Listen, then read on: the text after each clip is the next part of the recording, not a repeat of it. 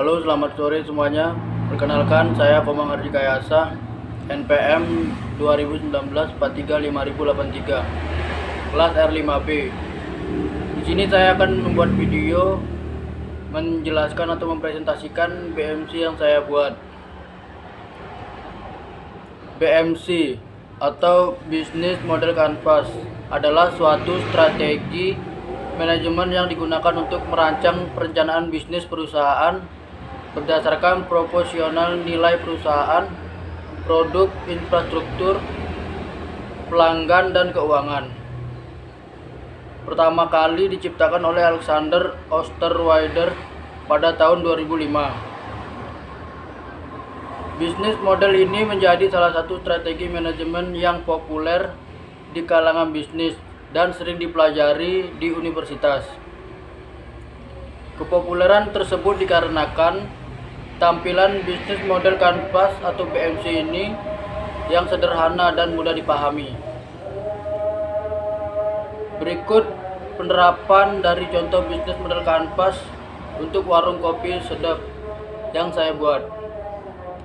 Yang pertama, pemilihan segmen konsumen atau customer segment. Untuk memulai suatu bisnis, yang terpenting adalah mendapatkan konsumen atau pelanggan. Tanpa pelanggan, pasti suatu bisnis tidak ada. Banyak pebisnis melakukan kesalahan ini. Mereka memulai suatu bisnis tanpa menentukan siapa yang akan menjadi pelanggan mereka. Tanyakan siapa pelanggan Anda, maka jawaban yang sering kita dapatkan adalah semua orang. Karena produk saya cocok dan bisa digunakan oleh semua orang. Tidak salah jika jawaban Anda demikian, karena Anda seorang yang positif dan bersemangat dalam berbisnis. Tetapi dalam kenyataannya, tidak ada satu produk pun yang disukai oleh semua orang. Pelanggan yang cocok dengan warung kopi sedap, di mana sesuai namanya ingin menekankan kesan tradisional dan simpel. Perusahaan menyasar dua segmen konsumen. Yang pertama, pelanggan retail. Pria dan wanita dengan umur 30-55 tahun, kalangan menengah dan penggemar kopi dan makanan tradisional, memiliki penghasilan 5-15 juta per bulan. Pelanggan kedua, pelanggan perusahaan. Perusahaan kecil dan menengah untuk penyedia pada acara-acara kantor. Yang kedua, kelebihan yang dimiliki atau value proposition.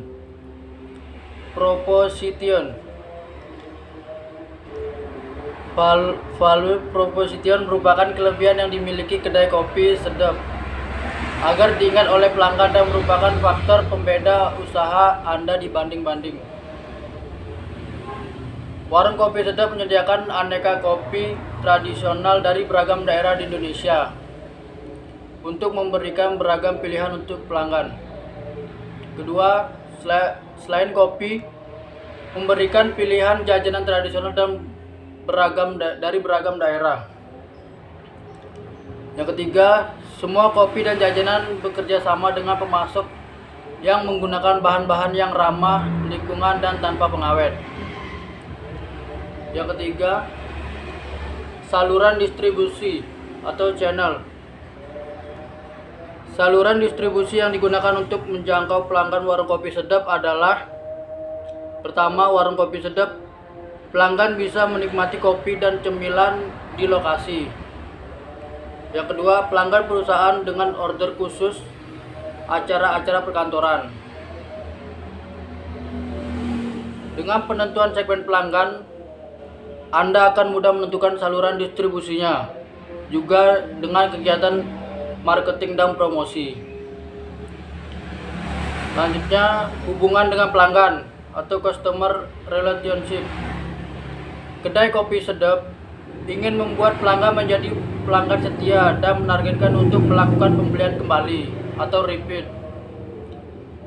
Anda ingin membuat pelanggan datang 2-4 kali setiap bulannya. Untuk itu kita akan memberikan reward membership, sehingga setiap pembelian 5 cangkir kopi mendapatkan free 1 cangkir. Selain itu juga mengadakan promo cemilan yang berbeda-beda jenisnya setiap bulan untuk memperkenalkan kembali cemilan Indonesia. Selanjutnya, sumber-sumber pendapatan atau revenue stream. Pendapatan utama warung kopi sedap adalah dari penjualan minuman kopi tradisional yang beragam yang merupakan kekuatan utama. Pendapatan tambahan dari penjualan cemilan. Pendapatan lainnya dari penjualan bubuk kopi. Pengembangan usaha ke depan dengan cara waralaba. Selanjutnya, sumber daya utama atau key resource. Dalam menjalankan usaha, sumber daya yang terpenting untuk warung kopi sedap. Yang pertama, tempat usaha atau lokasi sangat menentukan keberhasilan usaha. Kedua, sumber daya manusia yang terampil, khususnya tim pelayanan di toko yang langsung melayani dengan pelanggan. Selanjutnya, kegiatan utama atau key activities. Memberikan minuman kopi dan cemilan yang enak dan berkualitas. Pentingnya memperhatikan kualitas produk, khususnya cemilan yang tidak laku dan sudah tidak segar harus segera disingkirkan. Kedua, memberikan pelayanan yang baik, ramah dan informatif mengenai produktif.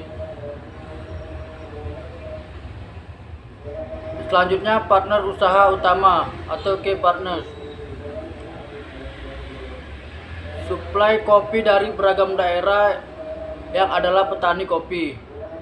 Karena itu perlu membina hubungan dengan petani agar memahami kondisi mereka dan keberlangsungannya. Kedua, suplai cemilan makanan ringan. Yang terakhir, struktur pembiayaan usaha atau cost struktur. Banyak pengusaha pemula tidak menghitung dengan hati-hati biaya-biaya yang timbul dari usaha. Hanya menghitung pendapatan lalu biaya barang-barang bahan baku untuk operasional sehari-hari, sehingga pada saat sudah